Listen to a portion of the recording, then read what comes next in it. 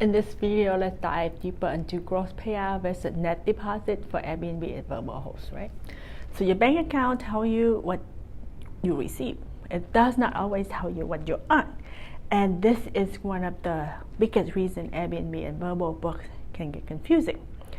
A host opens their bank account, sees deposit from Airbnb, VRBO, and another platform, add them up and think, okay, this must be my rental income for the year. And honestly, that feels logical, right? Because the bank account shows real money, it shows what actually came in. So it makes sense that the host would use that as a starting point.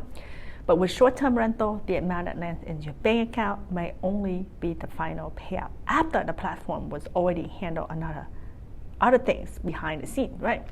There may be platform fees, there may be cleaning fees, there may have been refund, cancellation, adjustment, taxes, co-host fee, or timing differences, right? So the deposit is real, it's real cash, but the deposit might not tell the whole story. This is why we need to talk about the difference between gross payout and the net deposit. In simple, plain English, right? So gross booking revenue is usually the bigger number. It's often started with what gets paid or what the platform processed for the stay. Depending on the report, that number might include the nightly rate, cleaning fees, get paid, charges, and other amount connected to the booking. It is the bigger picture before certain fees, deduction, or adjustment are taken out. Net deposit is different, right? Net deposit is what actually lands in your bank account. That amount might already have the platform fee removed. It may already reflect as refund. It might already include an adjustment. It may be after a co-host or management fee, or it may be affected by timing. So when you look at your bank and see deposits from Airbnb for a certain amount, you are usually seeing the end result of a transaction. You are not always seeing all the pieces that create a number, right? Let's use a simple example. A guest books a stay for $1,000, right?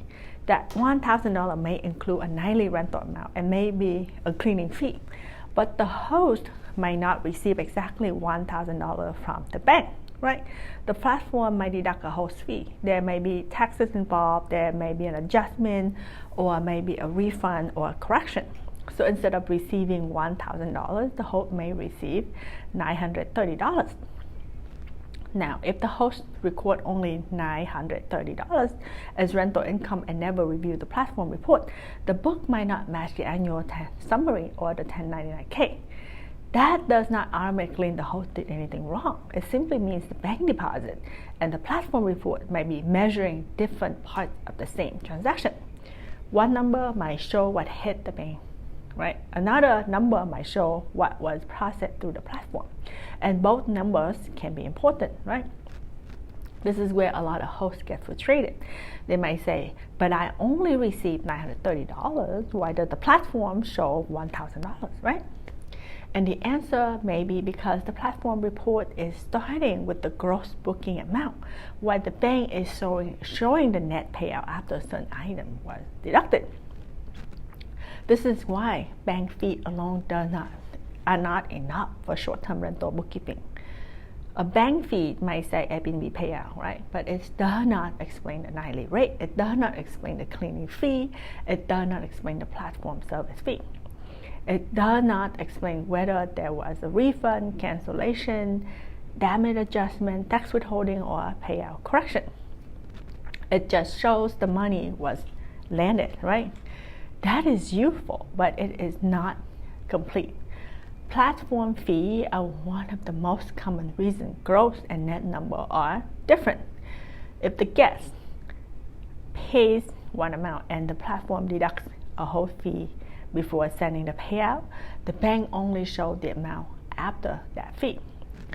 So if you only record the bank deposit as income, the platform fee might never show up separately in your book. A good review connects those pieces, right?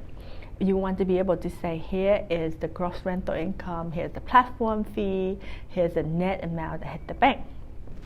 When the numbers are connected that way, the story makes sense, right?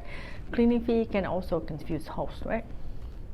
A guest might pay a cleaning fee as part of the booking, but when the host pays the cleaner separately. So let's say the guest pay a cleaning fee that is through Airbnb or VRBO.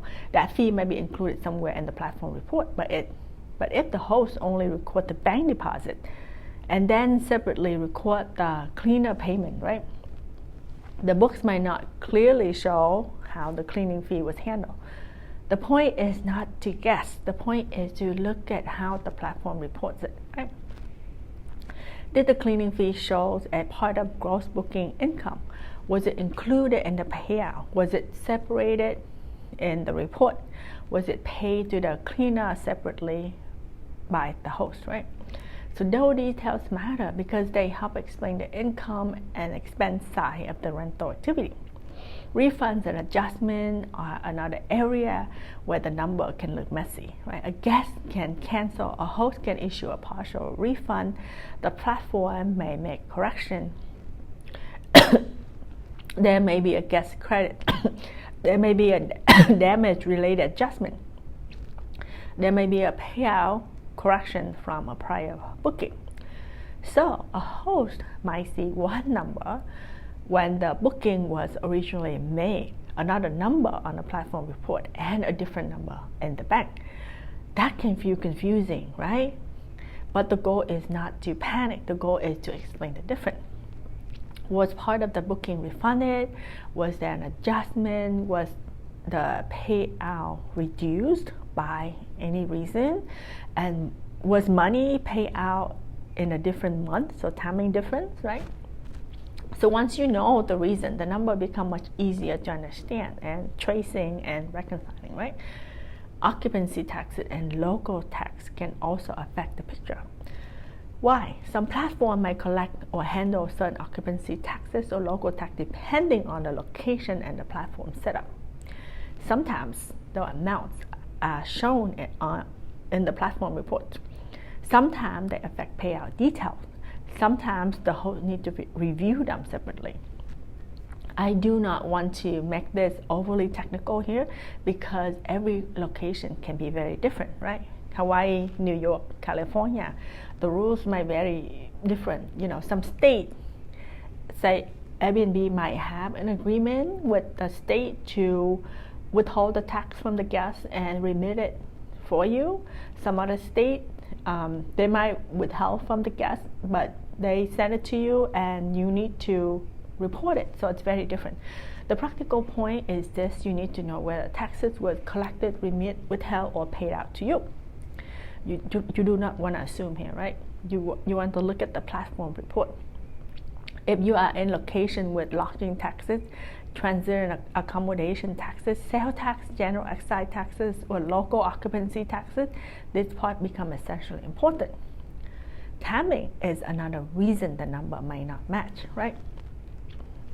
A guest might stay at the end of December, but the payout might arrive in January, or the booking might be processed in 1 month and deposit in another month. So if you add up bank deposit from January to December, that total might not perfectly match the platform tax you report. Again, that does not automatically mean something is wrong. It might simply be timing issue. This is why I like to say that short-term rental bookkeeping needs both sides, right? You need the bank records and you need the platform records. The bank tells you what arrived. The platform helps explain what happened before the money arrived. Let's use another simple example, right? A host say, I only received $45,000 in my bank account, and the platform show $49,000. That's fast. That seems like $4,000 difference is missing from your bank account, right? But after reviewing the report, maybe the platform number including gross booking revenue. Maybe the bank number is after the host fees. Maybe there was refunds. Maybe December payout arrived in January, right? Maybe some taxes were collected or handled by the platform. Once the items are reviewed, the difference may make sense, and that is the goal, right? The goal is not always to force the bank deposit and the platform report to equal the exact same number with no explanation. The goal is to understand the difference. If the difference is platform fees, you want to show that. If the difference is refund, show that. If the difference is timing, you want to explain that, right? If the difference is taxes, adjustment, or co-host fee, you want to document that. That is what makes the books stronger. This is also why a tax return can be filed, but the rental record might still be unclear. The tax return might have an income number on Schedule E or another form. But if someone asks, how did you get from the platform summary to the bank deposit, the records need to support the number. And if the books only show net deposit with no platform report review, that answer may be hard to explain. So if you are reviewing your Airbnb or VRBO income, there is a practical way to approach this, right? Start by getting on the platform annual summary if available. Get the 1099K if one was issued. Get the monthly payout reports. Get the bank deposit. Get the platform fee details. Get cleaning fee details. Get the refunds and cancellation records. Get adjustment records, right? Also occupancy tax report if available, right? Get all the co-hosts and the management fee records, right? And gather your bookkeeping reports. Then you can compare the number in an organized way, right? You want to start with the platform gross amount, then look at fees, then look at refunds, then look at adjustments, then look at taxes, then look at payout timing. Then you can compare what actually hit the bank. You don't want to just look at do these numbers match. You want to look at, can I explain why they are different? That will save you a lot of confusion, because if you can explain the difference, then the books are not just numbers on a page, right? It tells you a story, how the money flow and why. They show what the guest paid, what the platform deducted, what was refunded, what was adjusted, and what actually landed in your account. That is much better than simply saying, I added up the bank deposits, right? Now, I do want to be clear, right? Your bank account is still very important. I am not saying to ignore it. The bank account confirms the cash that came in. It helps prove what was deposited, right? It helps tie out the platform activity to real money.